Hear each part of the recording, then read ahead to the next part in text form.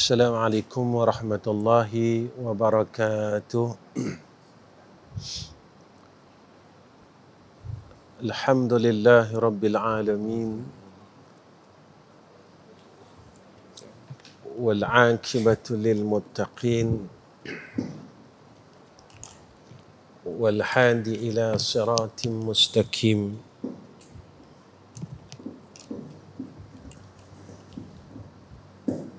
Ashhadu an la ilaha illallah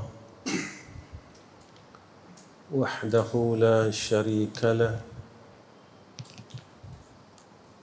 Wa ashhadu anna Muhammadan abduhu wa rasuluh.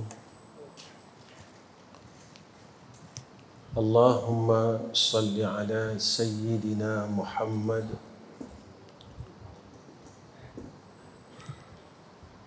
wa ala alihi wa sahbihi wa sallim.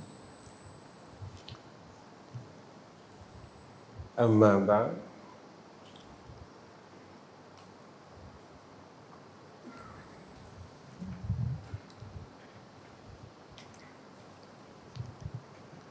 Pertama sekali kita panjatkan puji dan syukur pada Allah Subhanahu wa ta'ala dengan hidayah, taufik, i'anah dan ta'yid daripada Allah, dan dengan nikmat hidup yang Allah kurniakan kepada kita. Mudah-mudahan kita dapat menjadi hamba yang bersyukur pada Allah seperti yang disebutkan oleh Allah, la in syakartum la azidannakum wa la in kafartum inna azabi la syadid.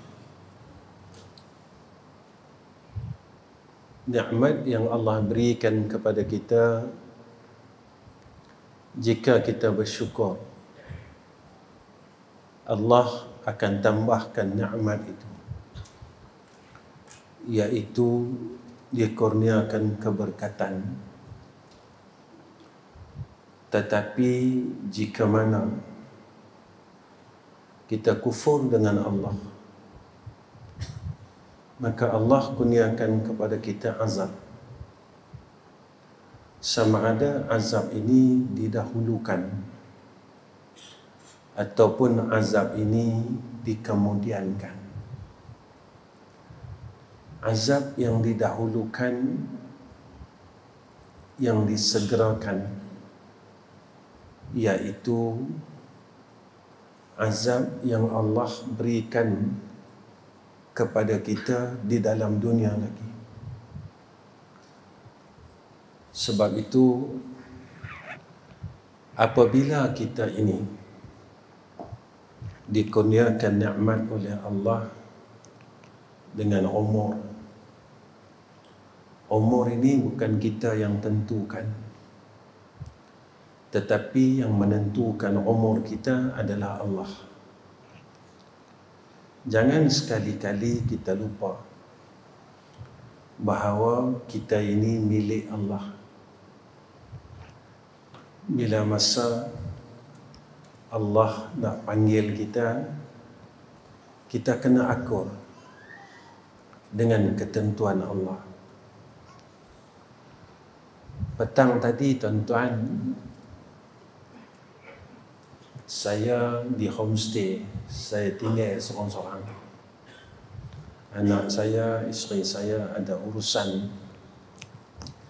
Bila saya duduk seorang-seorang, tuan-tuan, saya teringat satu kisah seorang ulama yang mana suatu hari Allah matikan isteri dia. Allah matikan isteri dia, lalu dia keadaan yang sedih. Dia langsung tak mengajak tuan-tuan. Bila murid dia tanya, dia senyap. Dia berhenti mengajak dalam masa yang terlalu lama. Satu hari ada seorang perempuan datang kepadanya. Dia bertanya dengan tuan guru ni, "Tuan guru, saya nak tanya pada tuan guru hal agama, kemuskilan agama, boleh tak?" Dia kata, "Saya tak mau jawab." Dia mai lagi. Sampai kali yang ketiga, dia kata, "Tak apalah, tanyalah." Dia tanya bab pinjam barang.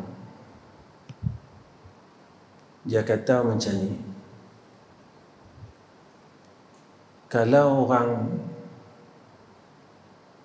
pinjam barang kat kita, contohnya dia kata ada orang pinjam barang kemeh saya.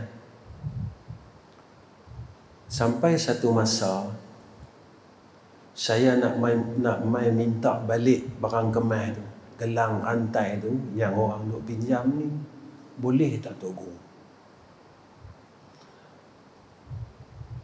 Apa hukum saya minta balik? Jadi Tok Guru pun jawab, barang kemeh ni siapa punya? Rantai gelang ni siapa punya? Perempuan ni kata, "Saya punya Tok Guru." Jadi kalau rantai gelang barang kemeh ni hang punya, hang nak ambil balik, orang yang pinjam ni dia kena redha. Lalu perempuan ni tanya ke Tok Guru ni, "Tok Guru, kita ni siapa punya?" Tok Guru kata, "Allah punya." Kalau dia nak ambil balik, boleh tak Tok Guru? Senyap Tok Guru, menung. Tok Guru menung. Dia termenung tuan-tuan. Dia termenung dengan soalan seorang perempuan ini. Dia kata, "Aku faham dah akan soalan hang ini. Dan mulai saat ini," dia kata, "akan aku mula mengajak balik. Selama ni aku terlupa. Yang mana isteri aku ni Allah punya. Aku terlupa nak redha dengan Allah. Ketika Allah mai ambil dia." Inilah tuan-tuan orang yang bijak sebenarnya. Orang yang dikurniakan hikmah oleh Allah. Begitulah apa yang ada pada kita di sekeliling kita. Harta kita, anak kita, mak kita, ayah kita. Hakikatnya sebenarnya bukan kita punya. Cuma kita rasa kita punya. Apa yang ada dekat kita lah ni, kita mula nak genggam, nak peluk, tak mau bagi lepas. Sebab itulah Nabi pesan kat kita, sakitnya mati itu sebanyak mana sayangnya kita dekat dunia ni. Sebanyak mana kita sayang benda yang Allah dah kurnia kat kita ni, sebanyak itulah sakitnya mati dah. Sebab apa? Sebab kita tak mau lepas. Jika kita belajar dan kita tahu yang mana apa yang ada pada kita ini adalah pinjaman daripada Allah. Sebab itu kadang-kadang ketika kita berbuat dosa, kita sudah tangguh nak minta ampun dengan Allah. Kita kata umur kita panjang lagi. Ajal ni tuan-tuan, dia tak tunggu taubat kita. Ajal ni dia tak tunggu taubat kita. Tetapi orang yang bertaubat, dia sentiasa menunggu ajalnya.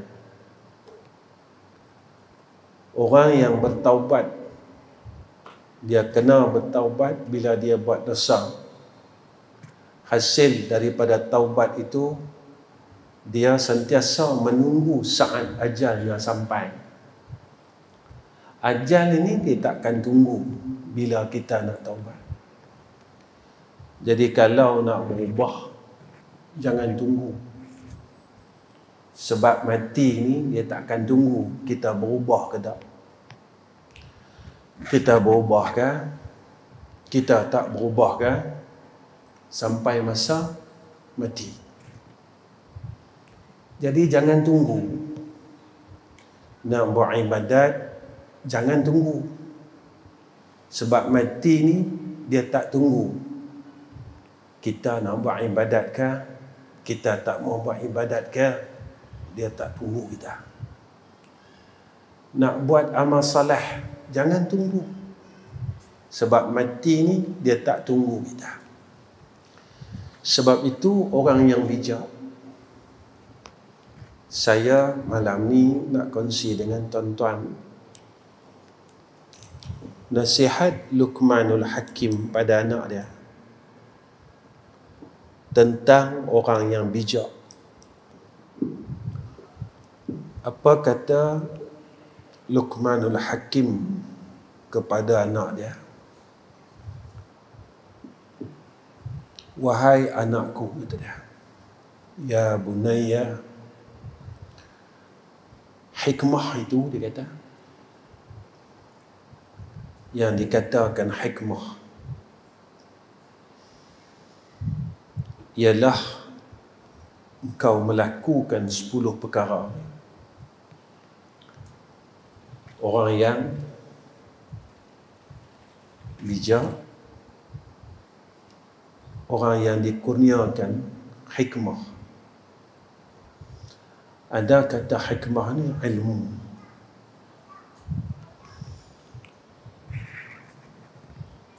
Maka apa kata Luqmanul Hakim?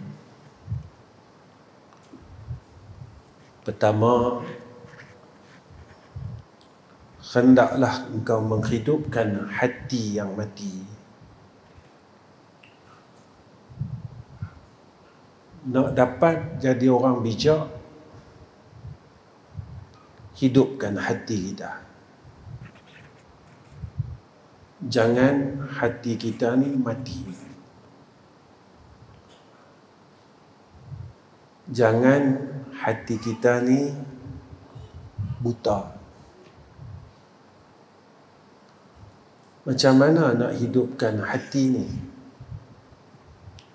Pertama, kena bersih dulu. Kedua, kena hidupkan dengan zikrullah. Hati yang sentiasa ingat Allah, dia hidup. Mati ni sebenarnya iaitu hati yang dia tak nampak kebaikan, dia tak nampak akhirat. Bila hati ni mati, dia mula tangguh semua benda. Yang peliknya, perkara dunia kita tak tangguh. Kalau kita sakit, derah saja kita pergi beli ubat. Tapi hati kita sakit, lama lah. Kita tak usaha berubat. Ni orang yang hatinya mati. Hati yang mati, hati yang tak boleh nak memandang kepada akhirat. Dia tak boleh nak pandang. Alam ini dia terus berjalan, tuan-tuan. Dia tak berhenti. Dia tak tunggu kita. Tanda-tanda akhir zaman zahir satu-satu. Dia tak tunggu kita. Kita masih di tempat yang lama, tabiat yang lama, perangai yang lama.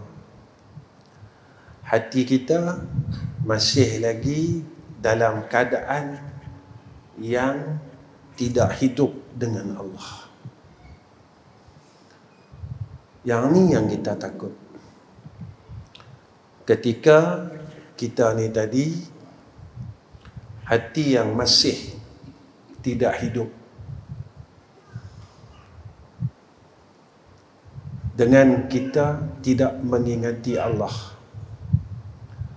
Macam mana orang yang mengingati Allah, dia lupa benda yang selain Allah. Kita tanya dalam diri kita, selama hidup kita ni, banyak kita ingat selain Allah ataupun banyak kita ingat Allah? Dalam hidup kita ni, kita banyak risau benda selain Allah ataupun Allah kita risau tentang hubungan kita dengan Allah. Dalam hidup kita ni, banyak kita risau tentang dunia ni ataupun banyak kita risau tentang kehidupan akhirat. Yang tu kita ukur hati kita. Kita mau tak mau, semua orang kena pergi akhirat. Mau tak mau, semua orang kena pergi sana. Suka tak suka, semua orang kena pergi kubur. Semua orang kena lalu alam barzakh. Lepas lalu alam barzakh, kita kena lalu mahsyar. Semua orang kena lalu. Suka tak suka, mau tak mau, semua kena.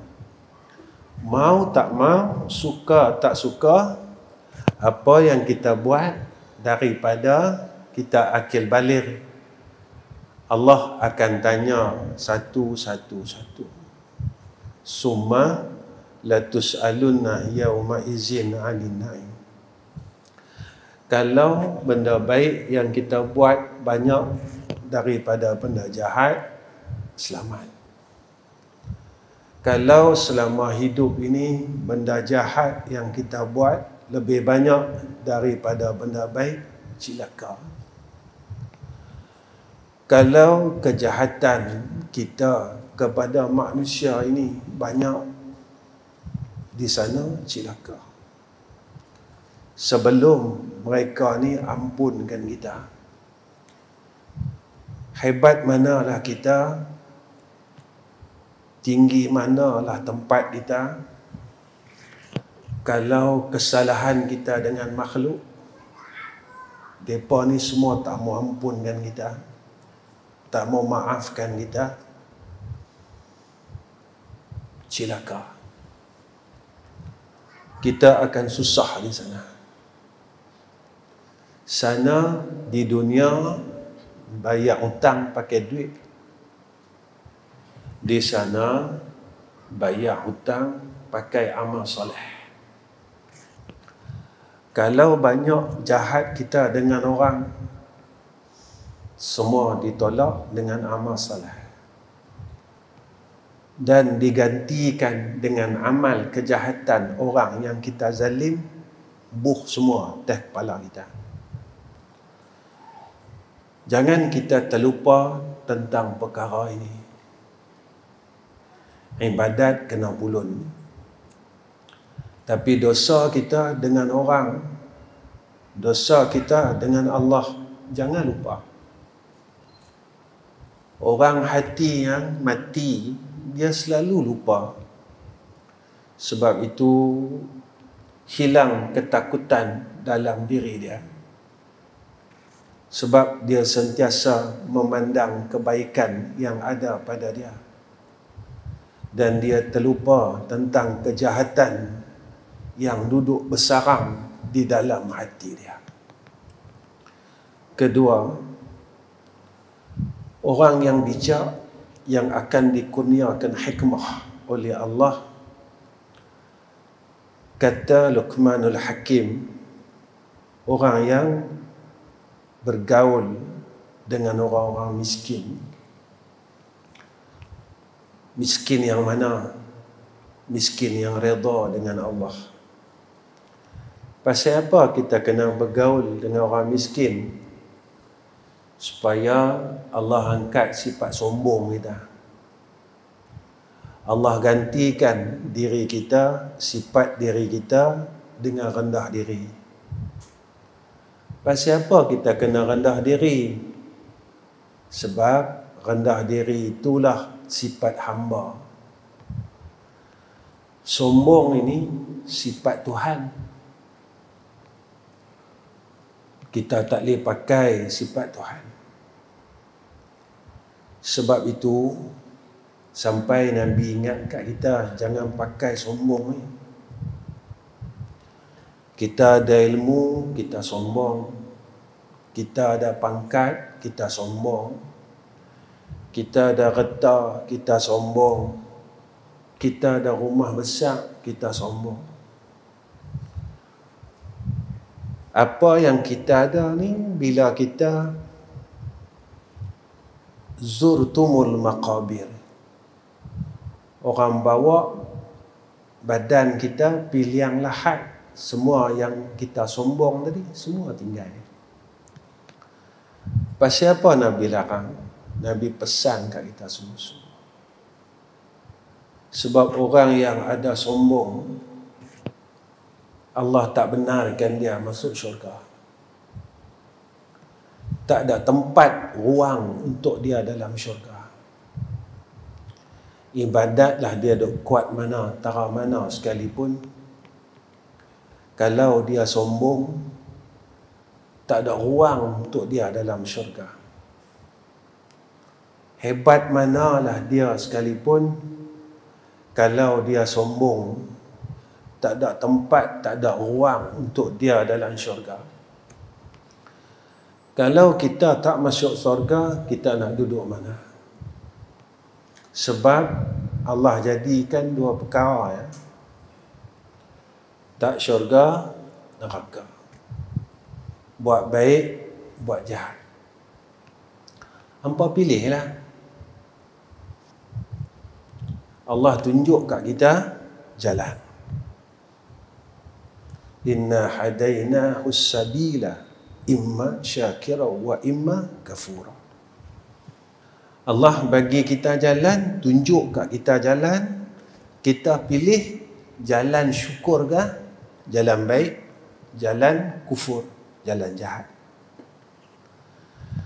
Kalau kita rasa kita nak masuk neraka, kekalkan sifat sombong. Kalau kita rasa kita nak masuk syurga, kita duduk belajar, kita rendah diri. Pasal apa kita kena rendah diri? Sebab apa yang ada kat kita ni pinjam lah. Bukan betul-betul lah. Hak betul nun di akhirat ni. Dunia ni pinjam lah. Isteri yang Allah bagi kat kita pinjam. Satu hari Allah akan ambil mereka. Mak yang ada kat kita pinjam. Satu hari Allah ambil mak kita. Pak yang ada kat kita pinjam. Satu hari Allah ambil pak kita. Suami yang kita duk sayang ni pinjam. Satu hari Allah ambil suami kita. Macam itulah rumah, kereta, duit, benda, tanah. Satu hari kita tak punya apa-apa. Kita nak bawa pi akhirat apa dia? Iaitu jika kita ni ada redha Allah. Kita semayang, Allah redha kita. Kita puasa, Allah redha kita. Kita sedekah, Allah redha kita. Kita mengaji, Allah redha kita. Kita mengajar, Allah redha kita. Ini yang ulama pesan kat kita. Ilahi anta maksudi wa ridhaka matlubi. Tuhanku, engkau saja yang aku maksudkan. Aku tak mau apa-apa, aku hanya maukan rahmat engkau ya Allah. Wa ridhaka maksudi, dan keredaan engkau saja yang aku maksudkan. Jadi aku semayang ni mau apa? Aku mau kau redha aku ya Allah. Aku selawat ni mau apa? Sebab aku mau engkau redha aku ya Allah. Lalu orang tanya kat kita, kalau kita mau kelebihan, kita baca yang ni, kita mau yang ni, kita baca yang ni, mau yang ni, boleh ke? Boleh. Tapi biarlah ada malu dengan Allah. Allah bagi kat kita ni terlalu banyak. Tapi bila kita nak buat baik dengan Allah, kita minta balas. Allah bagi kat kita, dia tak minta balas pun. Dia bagi umur kat kita sampai 70 tahun. Dia tak minta balas apa-apa. Kalau hang tak bagi kat aku tak bagi hang umur. Allah bagi reta kat kita, dia tak minta balas. Daripada muda sampailah doa minta murah rezeki tak berhenti. Dia tak minta balas. Hang minta aku bagi. Hang tinggal semayang ke? Hang kata orang ke? Hang sombong ke? Aku bagi. Tapi bila kita nak buat satu amal soleh, kita minta Allah balas. Kalau aku baca ni, hang mesti bagi aku rezeki luas. Kalau aku buat ni, hang mesti bagi aku yang ni. Kalau hang tak bagi, aku tak mau buat. Tuan-tuan, rasa-rasa kita lah akal kita. Boleh tak kita nak balas semua kebaikan yang Allah dah bagi kat kita? Mampu tak kita nak balas semua kebaikan yang Allah bagi kat kita? Sanggup tak kita nak balas semua nikmat yang Allah bagi kat kita? Pada akal kita tak mampu, tuan-tuan. Jika Allah minta balas, tak mampu kita. Tapi dengan rasa yang tidak malu dengan Allah. Sebab itu, kita ni, bila kita buat sesuatu, bila dah dapat, kita tinggal. Beramai, dah dapat, tinggal. Sebab aku dapat lah. Yang itulah kita selalu buat dalam hidup kita. Kita minta, dah dapat, kita tinggal. Sebab itu kadang-kadang saya duduk seorang-seorang, selalu saya fikir, kita ni buat Allah Ta'ala ni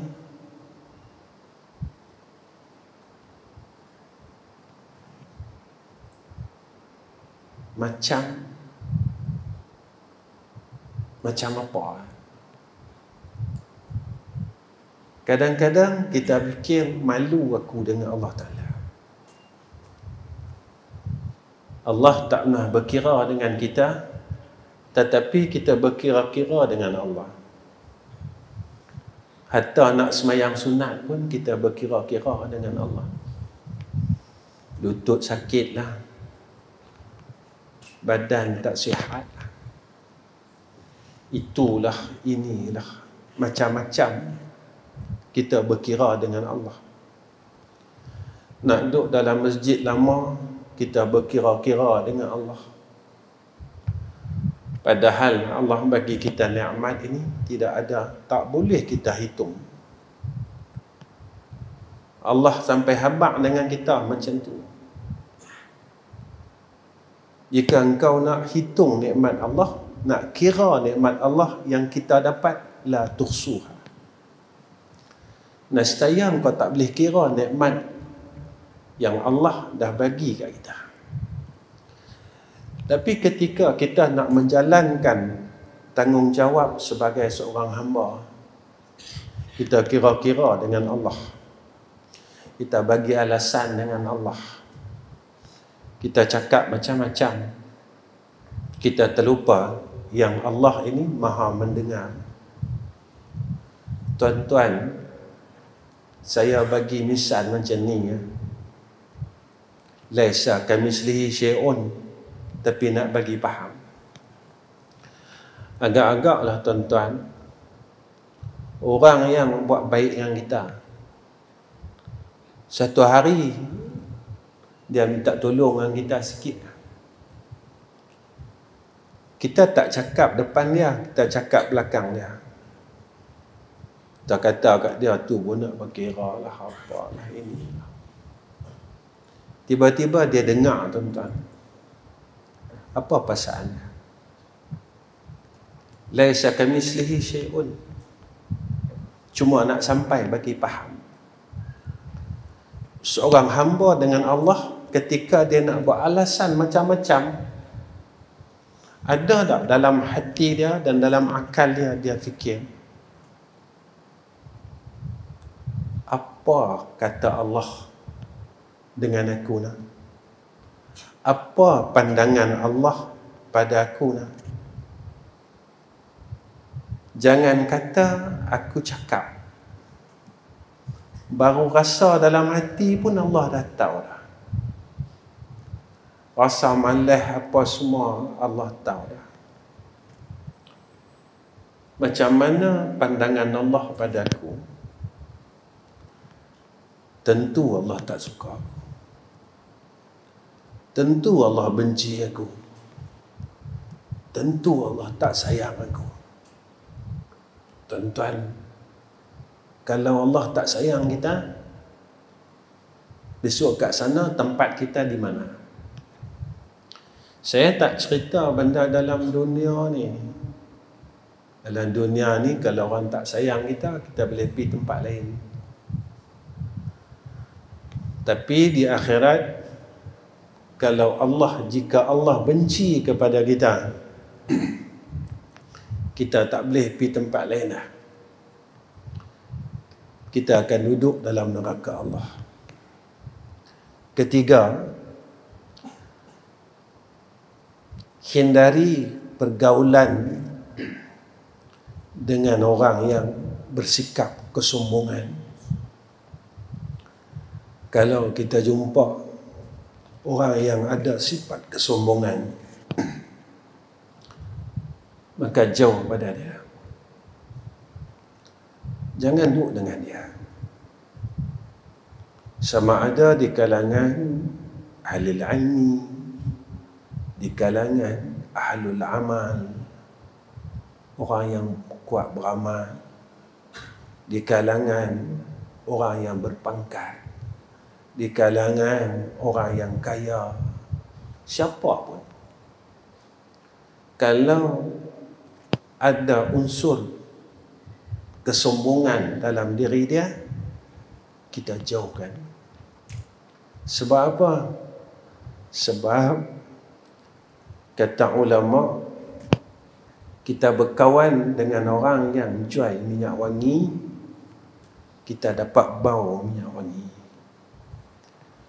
Kita berkawan dengan tukang besi, kita akan dapat percikan bunga api daripada dia potong besi. Lama-lama baju kita berlubang, dia kata. Kita bukan tukang besi, kita duduk tepi dia. Pakaian kita akan berlubang. Kita tak sombong, tapi kita berkawan dengan orang sombong. Lama-lama kita akan terikut jadi orang sombong. Sombong ni Allah dah ingatkan. Pagi tadi kita sujud sejadah, Allah bagi ingat kat kita. Mana Ustaz? Innama yu'minu biayatina alladhina idza dhukkiru biha kharu sujada wa sabbahu bihamdi rabbihim wa hum la yastakbirun.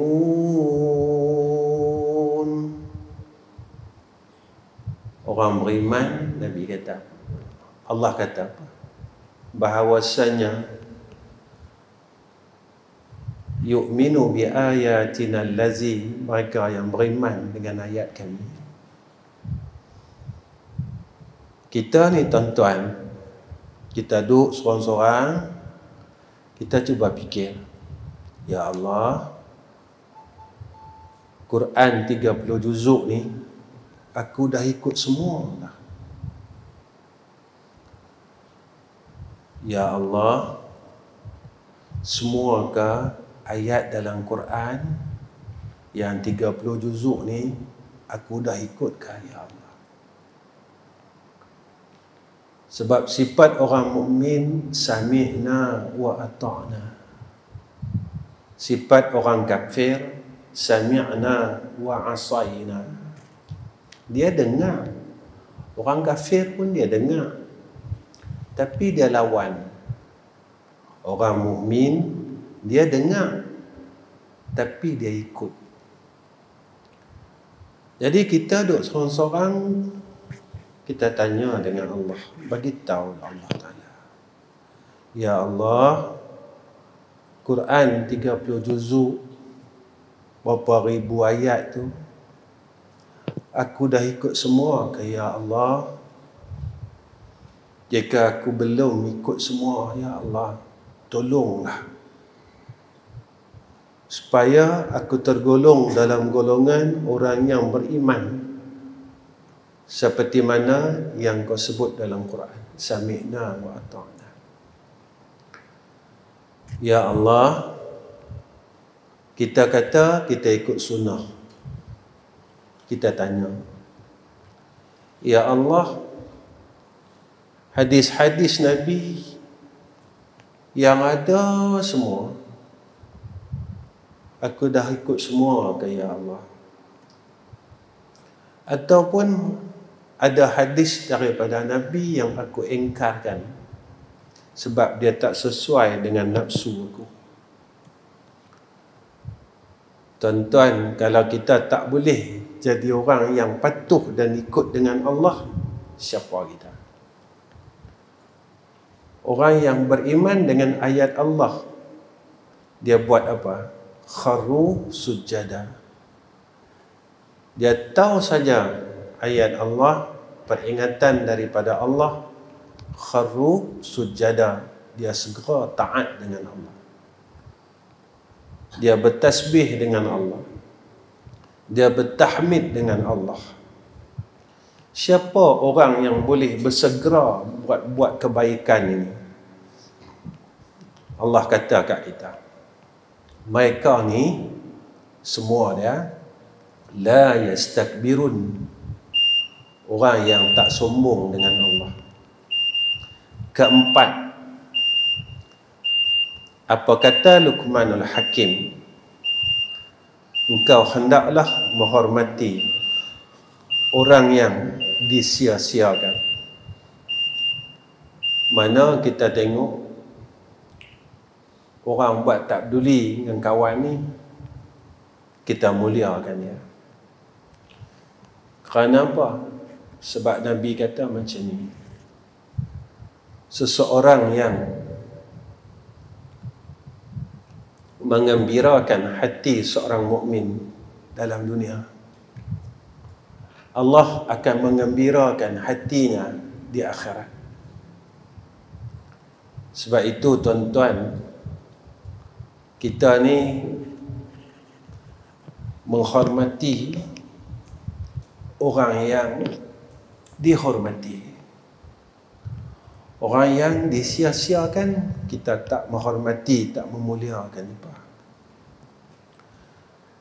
Ketika tu kita terlepas pandang. Terlepas pandang. Kalau boleh tuan-tuan, kita ni nampak orang tua mana pun, kita cubalah cium tangan mereka, supaya mereka ni rasa dimuliakan. Sebab ini perintah dari Nabi. Tak kiralah siapa orang tua tu sekalipun. Jangan tunggu ustaz, tok guru baru cium tangan. Dan kalau kita ni terlupa apa yang Nabi kata, Nabi suruh kita menghormati orang tua-tua dan sayangkan budak-budak. Tak kiralah alimkah, tak alimkah, yang muda-muda ni salam orang tua, cium tangan. Maka dia rasa dihormati. Ketika itu dia gembira. Ketika hatinya gembira tuan-tuan, maka telah ada tempat kita digembirakan oleh Allah di yaumul akhirah. Kelima, apa kata Luqmanul Hakim? Hendaklah engkau memerdekakan hamba. Lah hamba tak ada, kita bawa ke mana tuan-tuan? Sedaya mana kita mampu Allah. Kalau orang susah, kita tolong. Lah hamba tak ada lah. Semampu-mampu kita. Sebab ada hadis daripada Nabi SAW. Siapa yang menyampaikan satu hajat saudara Islamnya yang lain, saudara mukminnya yang lain di dalam dunia, Allah sampaikan hajat ya 1000 hajat di yaumul akhirah. Tuan-tuan, Allah ni sayang kat kita. Besok di akhirat, kita ni banyak hajat sangat. Nak lepas itu, nak lepas ini, nak lepas itu. Cumanya dalam dunia ni, kalau kita boleh lepaskan satu hajat saudara mukmin kita, maka Allah akan kabulkan dan lepaskan 1000 hajat kita di yaumul akhir. Itulah yang saya katakan, Allah ni cukup sayang kita. Kalau kita nak balas kasih sayang Allah, nescaya tak mampu kita balas kasih sayang Allah. Keenam, hendaklah engkau memberikan persinggahan kepada musafir. Maknanya kita memudahkan orang musafir. Apa yang kita mampu? Kita mampu bagi makan, bagi ya. Kita mampu bagi tempat teduh, kita bagilah. Buatlah kemampuan kita. Jangan kita tinggalkan. Kalau kita nampak orang musafir, kerana doa orang musafir ini dikabulkan oleh Allah. Doa orang sedang musafir dikabulkan oleh Allah. Jangan tunggu pergi Madinah, tuan-tuan. Jangan tunggu pergi Mekah baru nak doa sungguh-sungguh. Ketika tuan-tuan musafir, tuan-tuan angkat tangan. Sebab ketika itu Nabi janji kat kita, doa orang yang musafir itu dikabulkan oleh Allah. Ketika tuan-tuan jumpa orang musafir, maka minta doa dia. Minta doa dia. Kerana doa dia itu dimustajabahkan oleh Allah. Ketujuh, apa kata Luqman Ibn Al-Hakim, jika nak dikurniakan hikmah, maka hendaklah membantu orang fakir. Ada orang susah, tolong.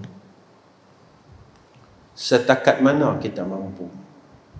Ustaz, saya pun susah. Cara mana nak bantu? Doa. Kita doakan dia. Ya Allah, angkatlah kesusahan atas dia. Sebab apa? Saya pun susah, takkan saya nak doakan dia. Nabi habar dah kat kita. Ketika seorang mukmin mendoakan saudara mukmin yang lain, apa yang dia doakan, Allah kembalikan doa itu kepada dia. Satu. Kedua, Allah kabulkan doa saudara mukminnya kepada mukmin yang lain tanpa pengetahuan saudaranya. Allah mustajabkan doa dia. Kita tak ada reta kita nak tolong dia. Angkat tangan. Ya Allah, aku dengar kawan aku tu susah, ya Allah. Mudahkan urusannya. Ketika habis saja doa kita, ketika itu Allah kabulkan doa tersebut dan Allah permudahkan urusan kita juga. Karena itu janji daripada Nabi kita Muhammad sallallahu alaihi wasallam. Ke-8, maka muliakan orang yang berhak dimuliakan. Ke-9, hormatilah orang yang berhak dihormati. Siapa yang patut kita hormat, hormat dia. Zaman ini tuan-tuan, zaman masyarakat ataupun umat telah hilang akan ilmu adab. Manusia seolah-olah telah hilang akan akhlak. Malu diangkat oleh Allah. Kalau kita lihat dalam ibadat sendiri pun orang dah tak ada adab lah. Kenapa Ustaz cakap macam tu? Saya tanya diri saya tanya tuan-tuan. Tawaf ni ibadat ke bukan? Tapi lah orang tawaf, orang boleh main-main lagi. Ambil video, tangkap gambar. Orang tak ada adab dah dengan Allah Ta'ala. Sa'i ni ibadat ke tuan-tuan? Ibadat. Tapi orang tak ada adab dah dengan Allah. Sambil sa'i, mereka duk tangkap gambar, ambil video. Tuan-tuan, boleh kita buat dengan Allah lagu tu nak? Sampai jangan kata adab kita dengan manusia. La, adab kita dengan Allah pun lama hilang. Seolah-olah kita mempersendakan Allah. Kita rasa sebab kita ada duit, kita boleh buat umrah. Kita terlupa duit yang ada kat kita ni Allah boleh bagi hilang sat saja. Pangkat yang ada kat kita ni Allah boleh tarik sat saja. Orang duk sanjung-sanjung kita selama ni, Allah boleh tarik sat saja. Kemuliaan yang ada pada kita selama ni, Allah boleh angkat sekejap saja. Kita terlupa, kita takkan mampu lawan Allah.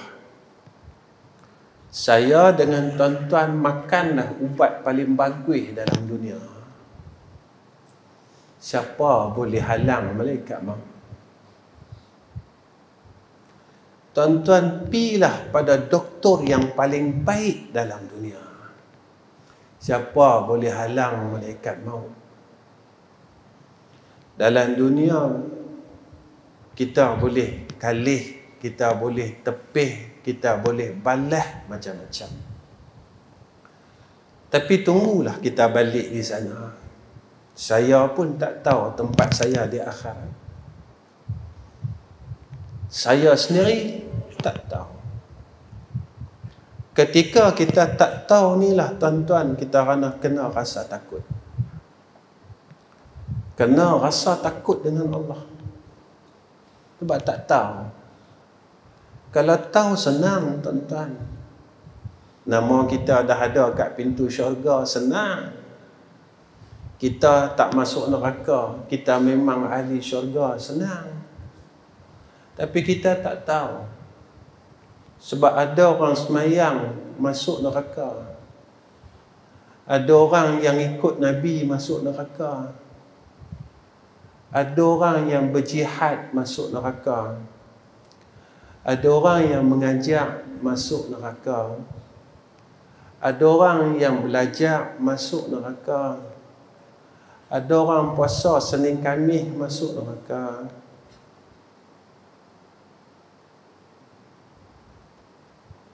Tuan-tuan, sebab apa? Neraka bukan kita punya, syurga bukan kita punya. Kita pun kata, Ustaz, saya buat amal baik banyak. Banyak mana tuan-tuan amal baik kita? Banyak mana? Amal baik kita banyak mana? Umur tara kita ni, semayang sunat, qabliyah dengan ba'diyah pun tak cukup. Tak nak kata kita baik. Umur tara kita ni, ba'diyah dan qabliyah, semayang sunat rawatib, tak cukup tuan-tuan. Kita nak kata kita baik. Kita nak kata kita boleh masuk syurga. Harap memang harap. Tapi biarlah harapan itu kena pada apa yang kita buat. Abdullah bin Ubay ni duduk dengan Nabi. Semayang dengan Nabi. Tapi dia ahli neraka. Sebab itu pesanan yang terakhir Luqmanul Hakim kepada anak dia, apa dia? Wahai anakku, janganlah kau mensyirikkan Allah. La tusyrik billah. Jangan sekutukan Allah. Jika sekutu itu pada akidah, dia jadi kafir. Jika syirik itu pada amalan, dia jadi rosak. Dua-dua syirik tak mau. Syirik pada amalan pun tak mau. Syirik pada akidah pun tak mau. Lalu orang kata yang besar dia, yang tak bolehnya syirik pada akidah, Ustaz. Pada amalan tak apa.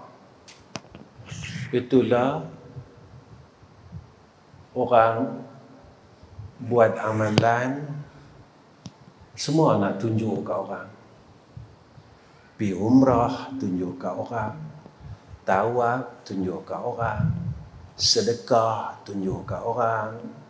Semayang malam, i'tikaf di masjid 10 akhir Ramadan, tunjuk ke orang. Baca Quran, tunjuk ke orang. Semua nak tunjuk. Lalu orang kata kalau ibadat ni Allah tunjuk ke orang, zaman lah ni tak apa ustaz, dia tak masuk ke riak. Dia kata, ikut sukalah.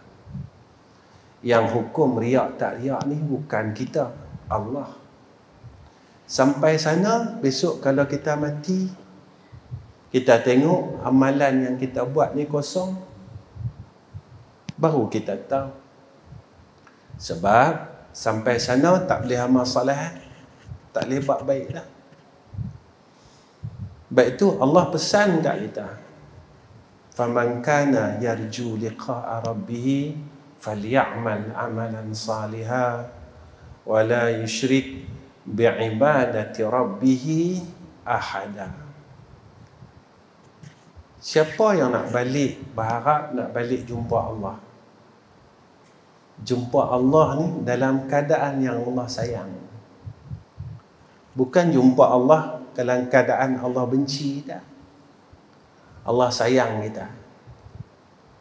Macam orang mati, kita dengar hadis kan, orang mati buh dan liang, orang letak kita dalam kubur.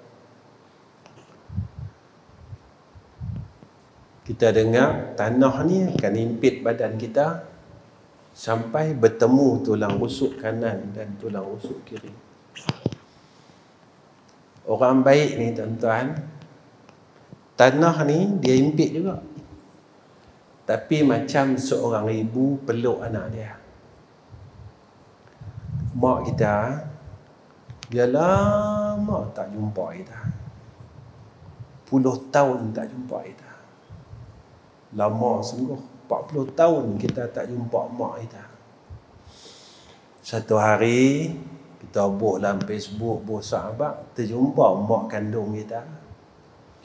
Kali pertama kita jumpa mak kita peluk kita, betul tak tuan-tuan? Tapi peluk itu penuh kasih sayang, penuh kerinduan. Dia peluk. Macam itulah orang yang saleh yang dihimpit oleh kuburnya ketika dia masuk ke liang lahat, kata orang.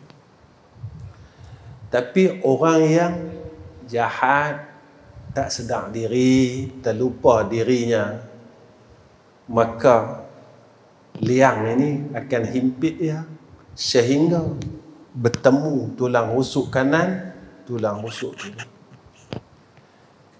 Itu dia tuan-tuan. Di tuan-tuan yang dirahmati oleh Allah Subhanahu wa ta'ala, saya rasa cukup saya setakat ni pertemuan saya dengan tuan-tuan. Mudah-mudahan menjadi amal saleh saya dan menjadi asbab kita dapat balik pada Allah dalam keadaan yang Allah redha atas kita. Maka sebelum saya tutup kuliah ini, sekali lagi dua perkara saya nak sampaikan dengan tuan-tuan. Pertama, saya berharap kepada pihak masjid agar tidak memberikan saya sagawati kuliah pada malam ini. Bukan masjid sini saja. Sebenarnya dah lama lah saya tak terima mana-mana sagawati masjid. Jadi saya harap, selalu berharap. Jadi sehari pendahari tak mau berkelahi dengan saya, nak hulak lah, mak saya tak ambil. Jadi itu daripada saya dan harapan saya. Sebab apa Ustaz buat macam ni? Sebab saya mau supaya apa yang saya buat Allah kira sebagai satu amal saleh. Yang tu ya. Mungkin saya boleh mengaku dengan tuan-tuan saya ikhlas, tapi Allah tahu apa dalam hati saya. Jadi kalau apa saya cakap saya tak mampu nak buat, lebih baik saya berhenti mengajar. Kalau saya sendiri cakap tentang keikhlasan, saya sendiri tak mampu buat, baiklah saya berhenti mengajar. Saya pernah kata kat tuan-tuan, saya boleh tipu tuan-tuan, tapi saya tak boleh tipu Allah Ta'ala. Lepas itu kadang-kadang ketika saya mengingatkan apa yang saya buat, saya rasa sedih dengan diri saya. Saya mengajar bukan baru tuan-tuan. Saya pernah cakap dengan tuan-tuan, lama saya mengajar. Mula 1989 lah 2022.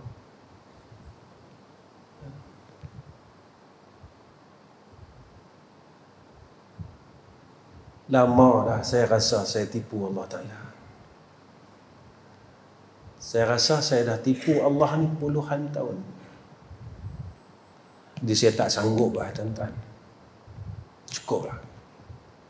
Saya rasa cukuplah. Sebab itu saya tolak semua sagu hati masjid.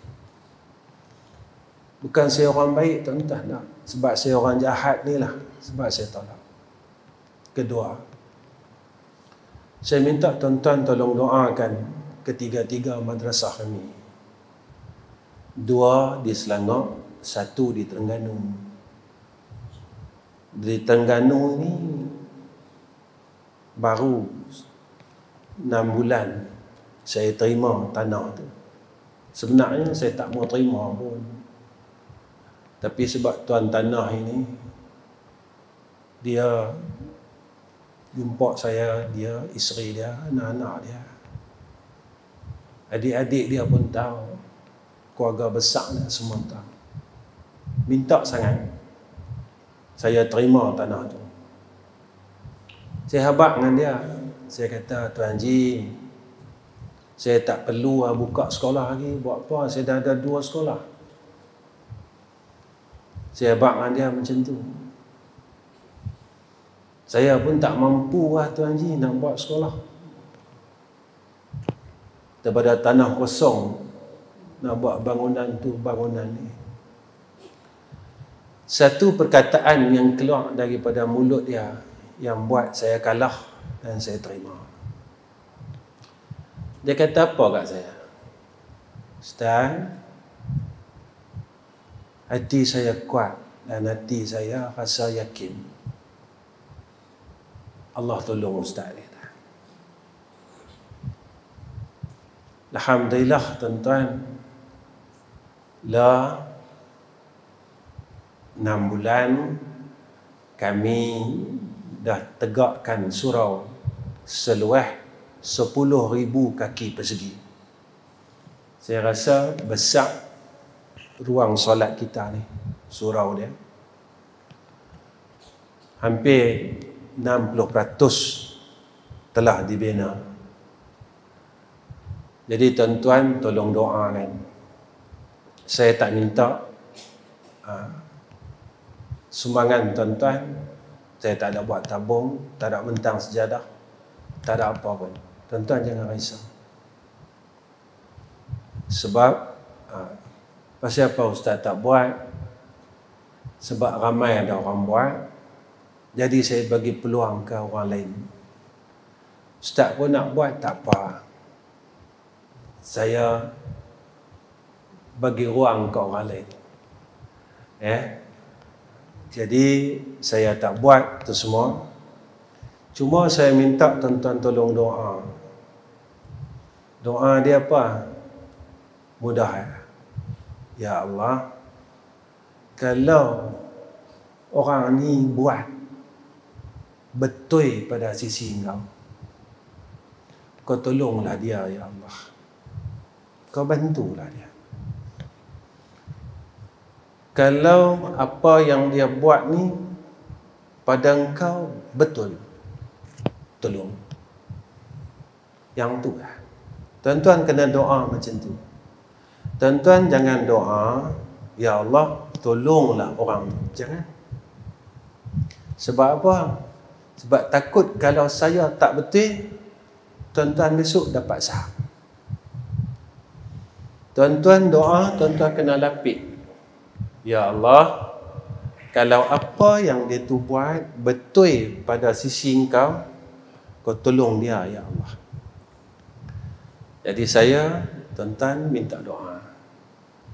Mudah-mudahan hajat kami pada penghujung tahun hadapan 2023, kami dapat siapkan semua bangunan-bangunan yang dirancang.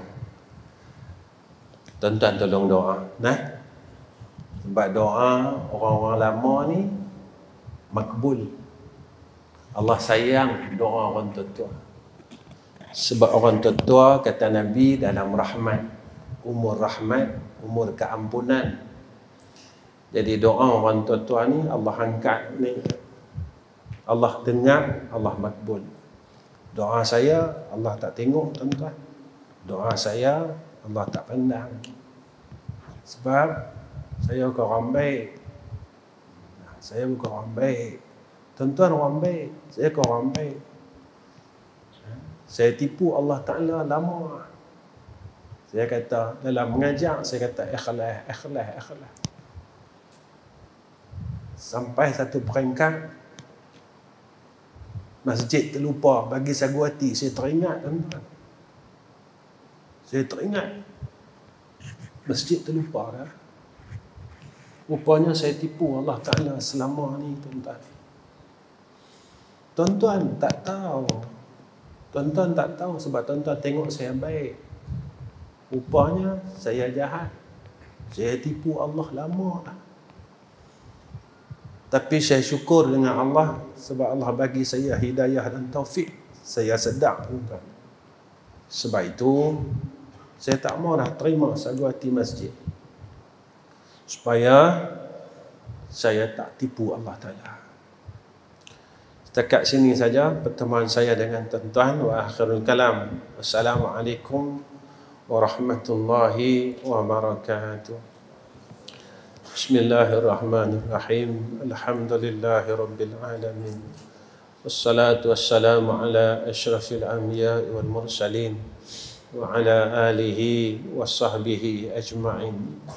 Ya Allah, ikhlaskan semua perkataan kami dan apa yang keluar daripada lisan kami, Ya Allah. Iringkanlah setiap perkataan kami dengan hidayah dan taufik-Mu, Ya Allah. Bukan dengan nafsu kami, Ya Arhamar Rahimin. Ya Allah, ikhlaskan setiap amalan kami semata-mata kerana-Mu, Ya Allah. Janganlah kami mensyirikkan Engkau dalam amalan kami zahir dan batin, Ya Arhamar Rahimin. Ya Allah, peliharalah iman kami dan Islam kami, dan selamatkan juga iman kami dan Islam kami, iman dan Islam isteri dan anak-anak kami, Ya Allah. Cucu-cucu kami yang akan kami tinggalkan selepas kematian kami, Ya Allah. Selamatkan mereka, Ya Allah. Selamatkan iman dan Islam mereka, Ya Allah. Pada akal kami dan ilmu kami, mereka yang akan menghadapi zaman fitnah yang besar itu, Ya Arhamar Rahimin. Ya Allah, jangan Kau tewaskan iman mereka, Ya Allah. Jangan Kau tewaskan agama mereka, Ya Allah. Istiqamahkan mereka pada jalan Engkau, Ya Arhamar Rahimin. Ya Allah, Ya Rahman, Ya Rahim. Bantu kami di dalam kami berbuat ketaatan kepada Engkau, Ya Allah. Jika kami salah, tegurlah kami, Ya Allah. Jadikanlah hidup kami sentiasa di dalam hidayah dan taufik-Mu, Ya Arhamar Rahimin. Ya Allah, sihatkan tubuh badan kami dalam redha-Mu. Panjangkan umur kami di dalam kasih sayang-Mu. Lembutkan hati-hati kami, Ya Allah, dengan sifat lutfu-Mu, Ya Arhamar Rahimin. Wassallallahu ala Sayyidina Muhammad wa ala alihi wa sahbihi wa baraka wa sallam. Walhamdulillahi rabbil alamin.